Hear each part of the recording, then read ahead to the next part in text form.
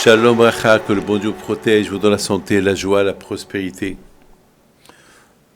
Je voudrais vous raconter une petite histoire.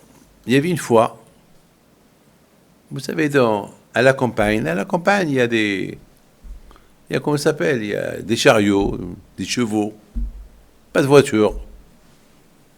Alors il y avait un monsieur que, tout le temps, il avait l'habitude de voir que des chariots, des chevaux, pour lui, c'est normal. Un chariot sans chevaux, il y a un problème. Ou le chevaux, il est mort, ou il est malade, ou il y a un problème. Bon, c'est comme ça qu'il a grandi. Un jour, il est parti en ville, pour des affaires ou je sais pas quoi. Et il voit des voitures, des camions. Et il dit, ah bon? Pour lui, c'est une boîte, comme une boîte, un chariot. Mais où sont les chevaux? Il commence à demander aux gens où sont les chevaux. Il a dit, chevaux, quels chevaux? Ben, les chevaux, un chariot. Non, non. Il y avait des chariots, mais il n'y avait plus de chariots. Il y avait des chevaux. Maintenant, on avance. La technologie, dans la vie, on avance. Maintenant, on n'a pas besoin des chevaux qui vont salir la rue. Ça y est, on a inventé des voitures.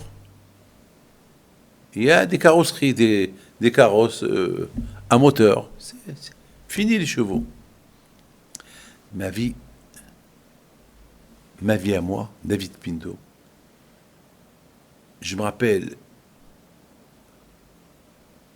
ce que je voyais à Essaouira. Je me rappelle maintenant, 72 ans plus tard, la vie, elle a changé. Le monde a changé. Tout a changé. La façon de s'habiller, la façon de manger, les repas, les fêtes. Avant, il y avait le mariage, et bar mitzvot, et les grands événements avec quelques personnes. Maintenant, c'est des milliers. Des orchestres, des chanteurs. Le monde a changé. Aujourd'hui même, c'est fini les cartes d'invitation aujourd'hui. C'est fini. Peut-être qu'un coup de téléphone, un email, on invite tout le monde sur email. Tout a changé de la vie. On avance. Dans la Torah, on va pas rester toujours des chevaux. On avance. On avance. Bon, aujourd'hui, celui qui veut faire la religion, il peut. Il y a les écoles juives. Aujourd'hui, il y a tout. Il y a le kasher. Il y a aujourd'hui le mikvé. Les femmes, ils ont partout le mikvé. Je me rappelle à Essaouira, au Maroc. À Essaouira, il y avait les femmes, ils allaient à la plage pour faire le mikvé. Il faisait froid. Il faisait froid. Et c'était la nuit. Et ils devaient être accompagnés par des femmes pour ne pas qu'elles soient attaquées, agressées ou se perdre.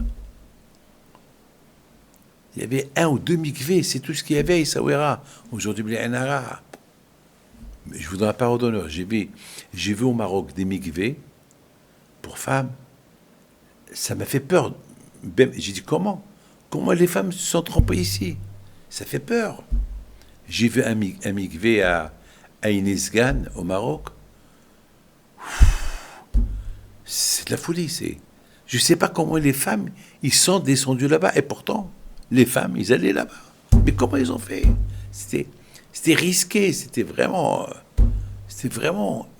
inimaginable. Et grâce à Dieu, aujourd'hui, on avance.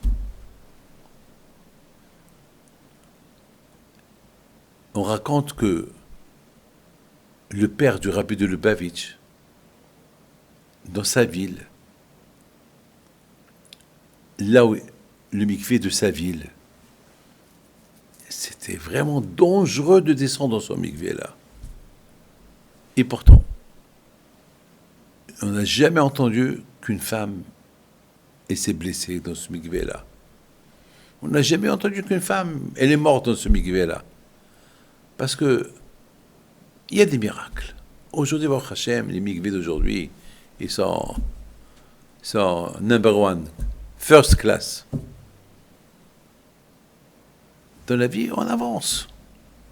Parce que je rester à conduire un chariot avec des chameaux, avec comment ça s'appelle, des chevaux. On avance dans la vie. Une fois, Rab Haim, il faut loger une fois. Il devait traverser une rivière.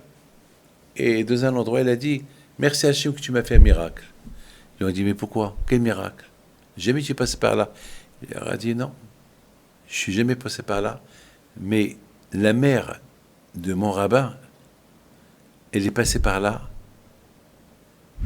Et la barque, elle s'est cassée. Presque, elle s'est noyée. Elle est restée vivante. Alors je lui ai dit, merci Hachem que moi je suis vivant. Parce que si elle serait morte, elle n'aurait pas eu le Gaon de Vilna. Et si elle n'aurait pas eu le Gaon de Vilna, donc moi je ne serais pas là aujourd'hui pour vous enseigner la Torah. Donc je dis merci Hachem que la mère du Gaon, elle est restée vivante. Et grâce à ça, le Gaon, il est né, et moi je suis là. Regardez comment les tzadikim voyaient les choses. Extraordinaire. Leur vision, c'est avancé. Avancé. Une fois, le Rab Haim Kalivski à la Vachalom, une fois, il entendait des voix. Il y a un monsieur qui crie. Pendant 1 heure, il criait. Donc, il est sorti, il a dit, qu'est-ce qui se passe? Il a commencé à parler, il dit, rentre à la maison. Il rentre, il parle. Toute la famille sont venus. Rab Haim, tu perds ton temps avec lui, c'est un fou. Laisse-le partir. Et Rab Haim, il écoute. 1 heure plus tard, il est parti. Ils ont posé la question à Rab Haim Kalivski, c'est quoi cette histoire-là? Il a dit, ce monsieur, le pauvre, personne n'a voulu l'écouter. Il veut parler. Chaque fois qu'il rentre chez quelqu'un avec qui parler, il veut pas l'écouter. Alors moi, je l'ai écouté. Ce qu'il avait dans le cœur, il l'a dit. Beaucoup de fois, on a des problèmes. On veut vider le cœur. Mais à qui? Les gens ne veulent pas écouter. Celui qui veut avancer, c'est celui qui écoute les problèmes des autres. Le bon Dieu, il écoute nos problèmes du matin au soir. Est-ce qu'il a fermé les portes? Non. Alors, comme Akash il écoute, nous aussi on doit écouter les problèmes des autres. Dans la vie, on ne doit pas uniquement avancer dans la Torah, on doit avancer aussi dans les midot, dans les bonnes actions. Que le bon Dieu protège et puis soit avec vous. Amen.